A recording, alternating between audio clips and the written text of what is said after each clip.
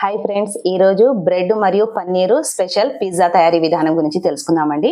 Stove వెలిగించి బాణాలి పెట్టుకున్నాం కదా. ఇప్పుడు మనము వెన్న లేదా నెయ్యి తీసుకోవచ్చండి. నేను ప్రస్తుతానికి నెయ్యి తీసుకుంటున్నాను. ప్యాన్లో కాస్త నెయ్యి తీసుకొని నెక్స్ట్ మనం ఇందులో తీసుకునే ఇంగ్రీడియంట్స్ కంటిన్యూగా చెప్తానండి. నెయ్యి వేడైంది కదా. ఇప్పుడు నేను సన్నగా తరిగిన ఎల్లిపాయలు, కాస్త వెల్లుల్లి,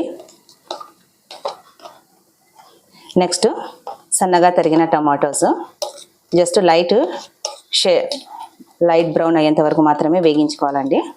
పిజ్జాలో మనము వితౌట్ ఓవెన్ తయారు చేస్తున్నాం కదా, అందుకని ఇవి కాస్త వేయించుకుంటే మనకు ఎటువంటి పచ్చివాసన లేకుండా ఉంటుంది. 2 minutes కాస్త వేగించి పక్కన పెట్టుకుందాం. ఇందులోనే కాస్త సాల్ట్ వేసుకోండి.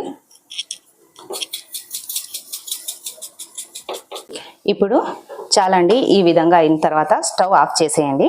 స్టవ్ ఆఫ్ చేసి ఏదైనా ఒక డిష్లో తీసేయండి.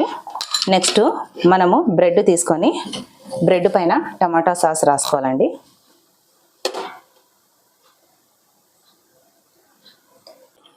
ఈ విధంగా మొత్తము టమాటా సాస్ను స్ప్రెడ్ చేయండి.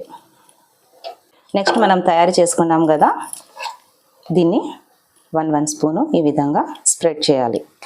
ఇదంతా మనము ఫస్ట్ తయారు చేసుకుని తర్వాత ప్యాన్ పైన పెట్టాలండి.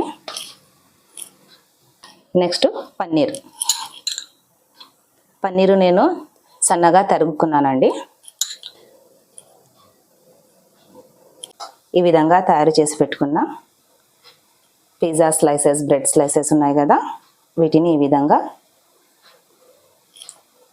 లో అండ్ మీడియం ఫ్లేమ్లో వేడి చేసుకోవాలండి. ఇప్పుడు ప్యాన్ మీద పెట్టుకున్నాం కదా, నేను ఈ విధమైన చీజ్ స్లైసెస్ తీసుకున్నానండి. అమూల్ చీజ్ తీసుకున్నాను. ఈ విధంగా ఒక్కొక్క స్లైసు ఒక్కొక్క బ్రెడ్ మీద ఈ విధంగా పెట్టుకోండి. అంతేనండి. నెక్స్ట్ ఈ విధంగా చీజ్ స్లైసెస్ వేసిన తర్వాత ఇంకా మిగిలినది ఉంది కదా మనం తయారు చేసుకున్నది, మొత్తము ఈ విధంగా స్ప్రెడ్ చేసి, ఇందులోనే ఆల్రెడీ ఉప్పు ఉంటుందండి. ఈ స్లైసెస్లో,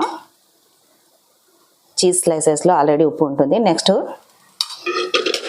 మనము ఈ విధంగా కారము, నెక్స్ట్ బ్లాక్ పెప్పర్ అండి. ఇప్పుడు సిమ్లో మనము 5 minutes వేగనివ్వాలండి. మొత్తము లోపల నుంచి వేడేంత ఏదైనా ఒక ప్లేటు ఈ విధంగా పెట్టేయాలి. 5 minutes అయిపోయినాయండి. ఇప్పుడు చూద్దాం కుకింగ్ ఎంతవరకు అయిందో. చూస్తున్నారు కదా, తయారైపోయిందండి. అంతే, ఈ విధంగా మనకు లైట్ బ్రౌన్ వచ్చేసింది. ఇక స్టవ్ ఆఫ్ చేసేసి సర్వింగ్ బౌల్లో సర్వ్ చేసుకుందాం. అంతేనండి, పిజ్జా రెడీ అయిపోయింది. చూస్తున్నారు కదా, ఎంతో డెలిషియస్గా కనబడుతుంది. ఇప్పుడు దీన్ని కట్ చేసి సర్వ్ చేద్దాం. క్రంచీ సౌండ్ వస్తుంది కదా, ఎంత క్రంచీగా ఉందో. Special cheese pizza.